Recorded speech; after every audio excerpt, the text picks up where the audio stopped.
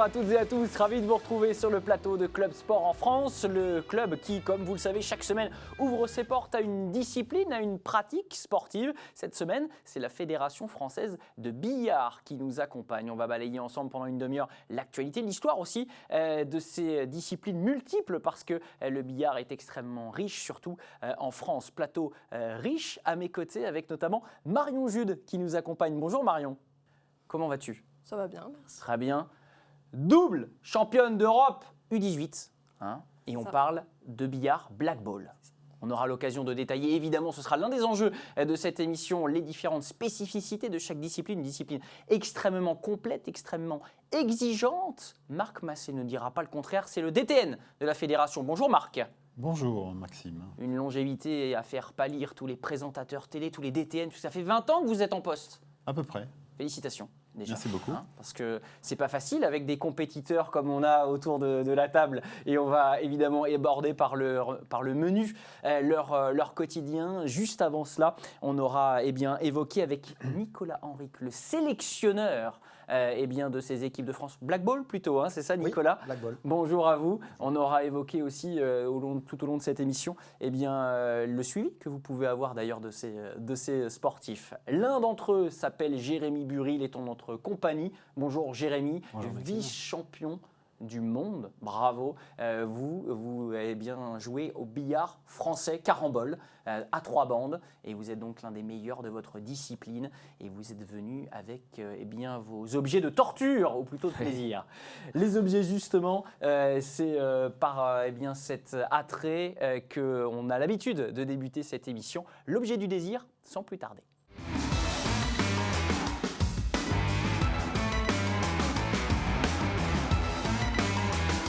Des billes, des queues et cette table de billard qui est quand même un petit peu fictive avec ce plateau. On a l'habitude d'évoquer le rapport charnel avec leur outil de travail de nos différents athlètes et sportifs qui se succèdent sur ce plateau. Racontez-nous un peu ce rapport que vous avez à votre outil de travail qui est personnalisé en ce qui vous concerne Jérémy. C'est l'apanage de l'élite, vous avez de la chance. Alors effectivement, vous avez devant vous donc un jeu de billes de billard carambole. 3 billes donc. 3 billes, une blanche, une rouge, une jaune. Alors, je ne sais pas si on explique maintenant à quoi servent ces billes. Vous pouvez bien sûr, bien évidemment, la spécificité de votre discipline à vous. Alors rapidement, on a une blanche et une jaune qui vont être les billes des joueurs. Si un joueur commence la partie avec la blanche restera sa bille toute la partie et son adversaire prendra la jaune. Évidemment, si le joueur se trompe de bille, il prend la bille de son adversaire, c'est considéré comme une faute et le joueur passe la main. Et oui. Voilà, on reviendra peut-être un petit peu plus tard sur les règles.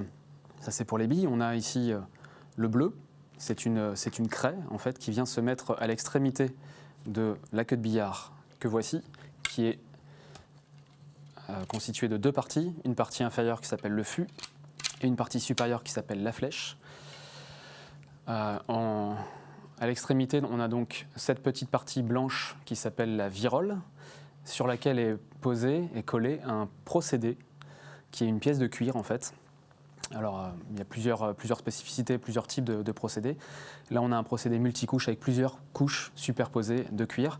Et c'est donc sur cette partie qu'on met du bleu, ici, sur le bout, pour créer une accroche, un engrenage plus important entre la flèche, le procédé et la bille, de sorte à ce que ça ne dérape pas lorsque le joueur va toucher la bille avec le procédé. Alors, on a tous pratiquants occasionnels, voire même réguliers, une envie de prendre cette queue de manière un peu autodidacte. Est-ce qu'il y a une prise régulière ? Qu'est-ce que vous apprenez généralement ? Marc, Nicolas, Marion, qui avait débuté un petit peu plus tard. Comment on tient cette queue quand on veut exercer son office de très belle manière ? Marion, peut-être. C'est un peu propre à chacun. Après, Je te la fais passer. On apprend une position... Si tu veux nous montrer.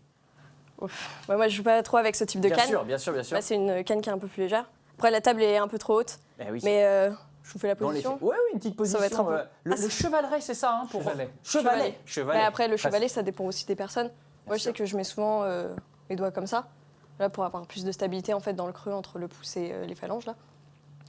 Après, sinon, il y a plein de chevalets. On peut se mettre comme ça.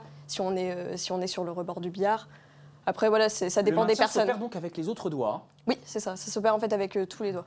Et cette stabilité, on va la chercher comment ? On a un travail, monsieur le sélectionneur, on a un travail sur la solidité, on travaille un petit peu le physique de ce point de vue-là, sur cette zone ? Non, pas le physique, mais en tout cas, on travaille la stabilité du chevalet.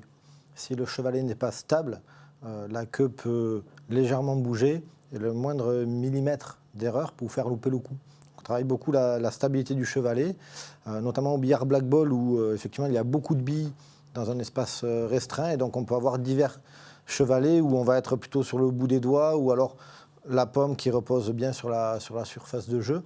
Donc à l'entraînement, il faut travailler tous les types de chevalets pour pouvoir avoir la meilleure stabilité possible et la plus grande précision. Nicolas, puisque on évoquait un petit peu cette différence, en tout cas les principes de base niveau carambole billard français, de votre côté sur les billards à poche, comment on a les règles du black ball, les petites nuances qu'on peut apporter ? Déjà beaucoup plus de billes, même si on n'en a que 4 ici devant vous.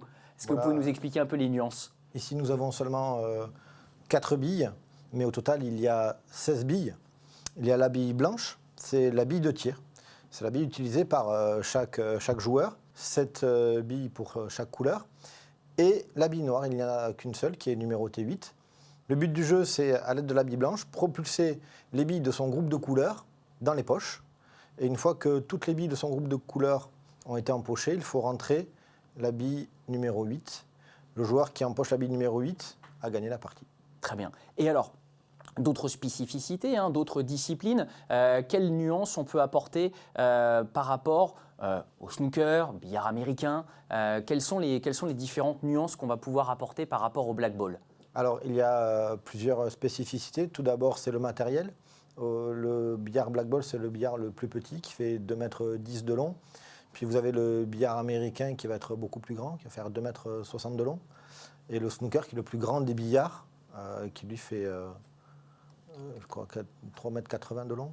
Je n'ai plus la taille exacte. Et les règles, bien sûr, sont différentes. Il y a 4 modes de jeu au billard américain. Et il y a un seul mode de jeu au black ball et un seul mode de jeu au snooker. Ça fait beaucoup de familles à fédérer, tout ça, mon cher DTN. Oui, ça fait beaucoup de disciplines, beaucoup de spécialités. Les catégories d'âge également qui génèrent un grand nombre d'épreuves. Donc effectivement, pour la fédération, c'est un programme sportif chargé. Parce qu'on a effectivement la partie animation sportive, mais tout à l'heure, en parlant du matériel, on a aussi toute une démarche pour initier les gens, et créer les outils qui permettent aux débutants de pratiquer. Et donc on essaye de produire des supports, des programmes de formation des animateurs, des initiateurs pour pouvoir permettre pour faciliter en fait l'accès à la pratique. Oui, y revenir à ce travail évidemment fédéral justement de formation. Avant cela, on a 2 représentants un petit peu de l'élite de ce sport avec nous. Dès lors, on a parlé de la queue, de la stabilité du chevalet. Qu'en est-il de l'entraînement au quotidien ? Jérémy Orantène, vous nous expliquiez un petit peu la temporalité de cette saison qui est quand même assez hallucinante. On est présent aux 4 coins du monde très régulièrement dans l'année. Comment on s'entraîne ?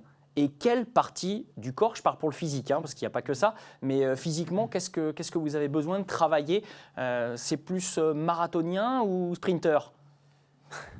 Alors effectivement, c'est une dimension qui est importante de préciser pour le billard, parce que la plupart des gens pensent qu'il n'y a pas besoin de conditions physiques, de capacités physiques particulières au billard. Alors ce n'est pas le cas, c'est vrai qu'il n'y a pas besoin d'une puissance musculaire très importante. Néanmoins, on a besoin de tonicité musculaire, de maîtrise très fine de la gestuelle, donc du contrôle de la contraction des muscles. Et puis, au-delà de ça, on a besoin aussi d'une bonne condition physique par rapport à la capacité cardiaque, la nécessité d'être capable d'enchaîner les compétitions, d'enchaîner les matchs au sein d'une même compétition. Les matchs durent en moyenne 1h30, en tout cas au billard 3 bandes. Ouais. 1h30 à peu près. Et plusieurs par jour. Et plusieurs par jour. Et plusieurs jours d'affilée. Et plusieurs jours d'affilée, exactement. Donc on est, selon les compétitions, on est en général entre 2 et 3 matchs par jour. Et sur une compétition complète, on est à 6, 7, 8 matchs par compétition, donc sur 2, 3, 4 jours de rang. Donc il y a besoin d'avoir une bonne condition physique pour ça, pour gérer également le stress qui va être généré par le match, par la compétition. Et le fait d'avoir une bonne condition physique va permettre de mieux gérer le rythme cardiaque, d'être capable de le faire baisser plus facilement, plus rapidement quand le stress monte. Donc ça, c'est un point important. Et puis après, au niveau de la condition physique aussi, on a besoin tout simplement de gainage pour être capable d'encaisser toutes ces flexions du tronc. Oui, on voit bien souvent jouer sur un fil, hein, parfois, ou dans des positions acrobatiques. Il y a des positions qui sont un peu acrobatiques, effectivement, donc il y a besoin d'être plutôt bien gainé. Et puis l'enchaînement des flexions, on a à peu près 70 flexions par match. Donc on enchaîne tout ça dans les matchs, les entraînements également.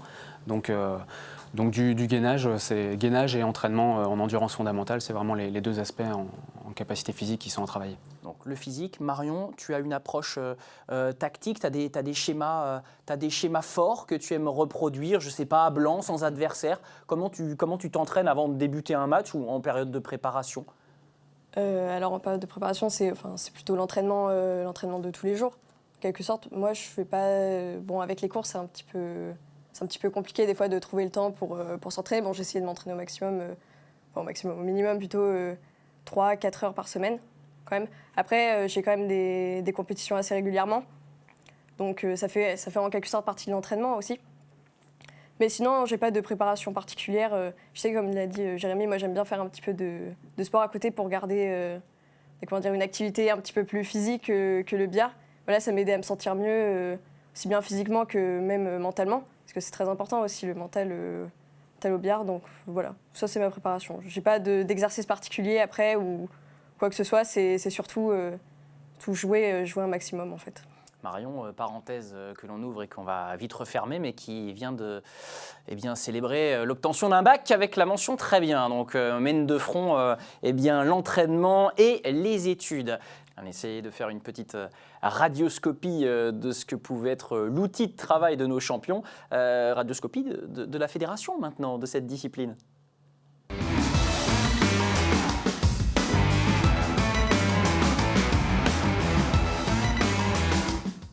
Fait décodage qui me permet de donner la main tout de suite à Marc Massé en vous tendant le témoin quand même, ou plutôt la queue. Un état des lieux déjà de cette fédération historique et d'une discipline, d'un sport qui est français, cocorico, qui plus est très ancien, il me semble.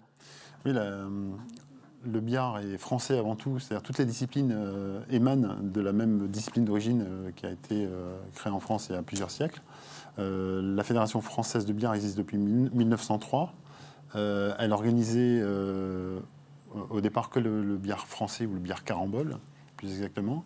Et depuis le début des années 90, la Fédération a vu compléter en fait ses activités par ce qu'on appelle les billards à poche, c'est-à-dire le black ball, le snooker et le billard américain. Et donc ça fait maintenant une petite trentaine d'années qu'on gère ou qu'on organise une fédération avec 4 disciplines principales, plusieurs spécialités et évidemment un programme sportif chargé comme on le disait tout à l'heure. Nicolas, le circuit de formation tel qu'est le vôtre, il s'opère comment au niveau des éducateurs ? Le club est au centre du jeu en billard. Est-ce qu'on est amené au niveau fédéral à suivre des éducateurs avant de les renvoyer justement vers ce socle qu'est le club ? Comment vous travaillez ? Oui, bien sûr, on a toute une structure éducative fédérale. On a un dispositif de formateurs qui intervient au niveau du club, qui sont formés par les membres de l'École nationale de formation. Il y a plusieurs échelons à gravir. Animateur de club étant le premier échelon, mais on peut passer initiateur ou entraîneur. Et donc aujourd'hui, on est capable de proposer la formation à tous ces échelons-là au sein de la Fédération française de billard. Accompagnement des clubs, des différentes structures. Jérémy, l'accompagnement du sportif, de l'athlète. Je crois que vous aviez tenté un temps une aventure professionnelle, il me semble, avant pas de rétro-pédaler, mais en tout cas de repartir sur une double carrière.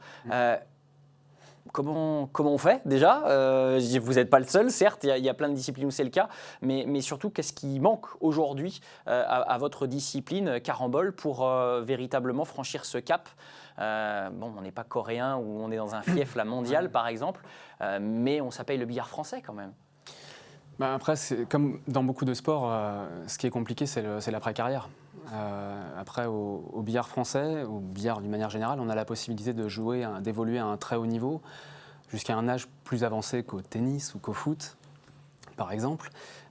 Parce que maturité physiquement, plus tardive. voilà, on est un sport à maturité tardive et les meilleurs joueurs de 3 bandes aujourd'hui ont autour de 50 ans. T'as vu Marion, tu as 30 ans ou 40 ans de carrière devant toi. Parfait. Nicolas, vous la regardez comme si vous la couviez quelque part. C'est rare un profil comme celui de Marion d'être amené à sélectionner, alors peut-être bientôt chez les grandes, je ne sais pas ce que vous pouvez m'en dire, mais un profil aussi jeune dans un sport à maturité tardive, comme nous le dit Jérémy. Et là où vous avez raison, c'est un profil rare parce que Marion est jeune, c'est une jeune fille, mais qui a un mental vraiment de personne bien plus mature. En tout cas, elle semble savoir où elle veut aller, ce qu'elle veut. Qui, dans sa discipline, rivalise avec les hommes dans sa catégorie. Elle fait partie des meilleurs joueurs dans sa catégorie avec les hommes. Notamment, elle est championne d'Europe de double avec son partenaire Alexis Klinka. Ce n'est pas des doubles mixtes, c'est-à-dire que quasiment tous les doubles qui des lui aussi est champion d'Europe junior, je crois. C'est ça, en individuel. Et tous les doubles étaient quasiment composés uniquement de joueurs masculins. Et c'était le seul double qui était mixte, et c'est eux qui ont gagné. Bravo, félicitations, ça promet en tout cas. On marque une petite respiration, si vous le voulez bien, dans Club Sport en France, et puis on se retrouve pour la deuxième partie dans quelques secondes. À tout de suite.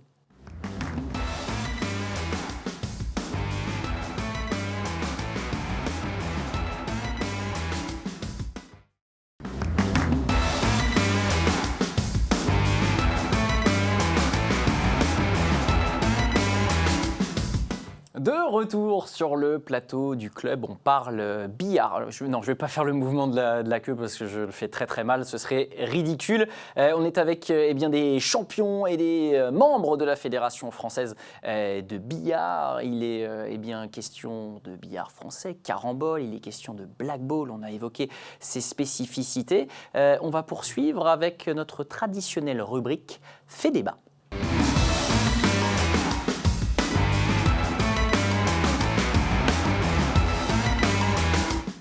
Le débat, messieurs, dames, c'est cette annonce du CIO, là. Qu'est-ce qui s'est passé pour le billard ? Pourquoi le billard n'a pas été dans la shortlist du CIO pour Paris 2024 ? Billard français, carambole, toutes les disciplines. Du reste, qu'est-ce qui s'est passé ? On a eu une annonce qui a été faite, évidemment, pour le suivi du COJO du côté du CIO, avec 4 disciplines, dont 3 qui sont déjà présentes, qui seront déjà testées du côté de Tokyo. Parmi les grands perdants, il y a le billard. Que s'est-il passé, Marc ? Le lobby n'a pas été à la hauteur ? Tout le monde peut se tromper, hein. On ne peut pas toujours prendre des bonnes décisions, hein, malheureusement, mais voilà.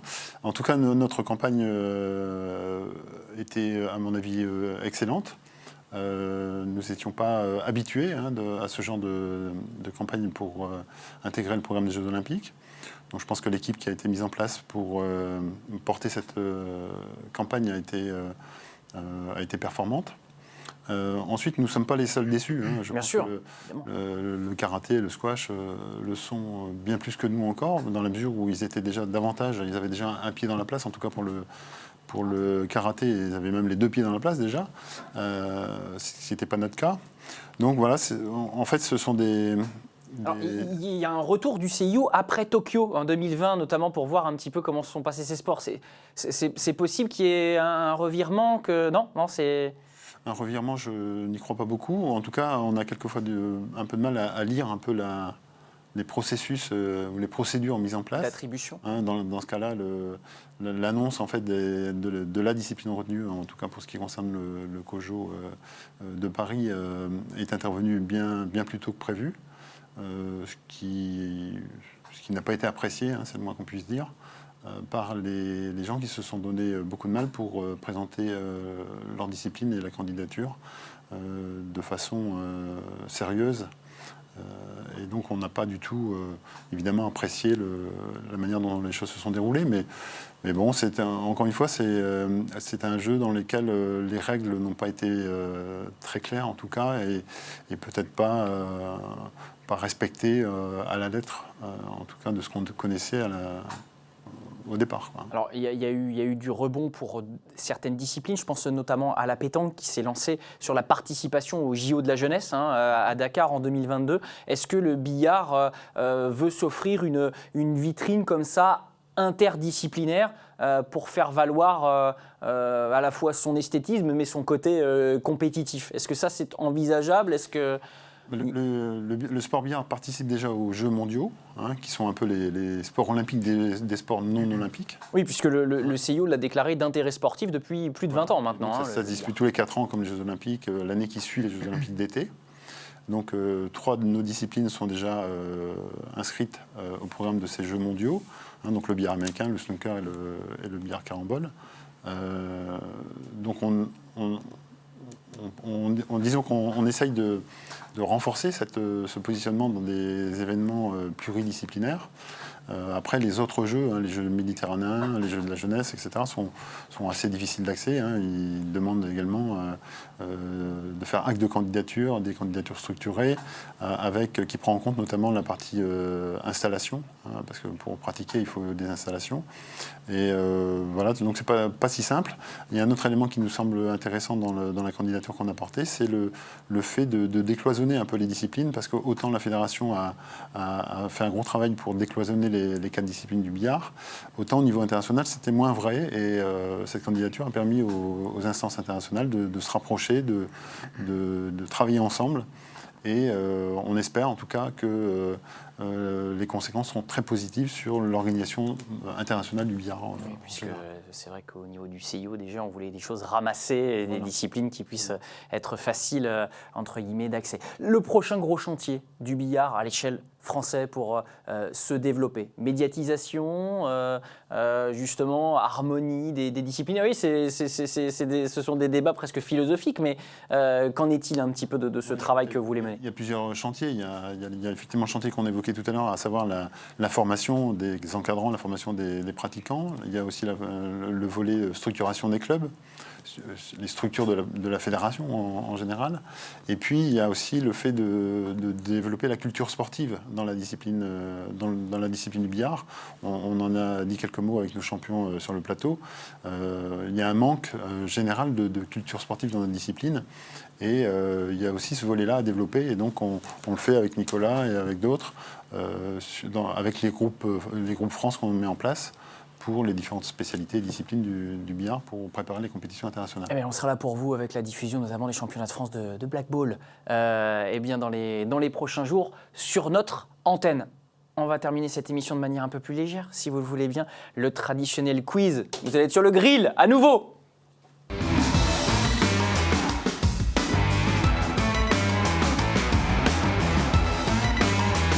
Je cache mes petites fiches parce que Marion et Jérémy sont un petit peu trop près de moi. Non, Marion, ne t'inquiète pas, j'ai confiance en toi. Je pensais plutôt à ma gauche.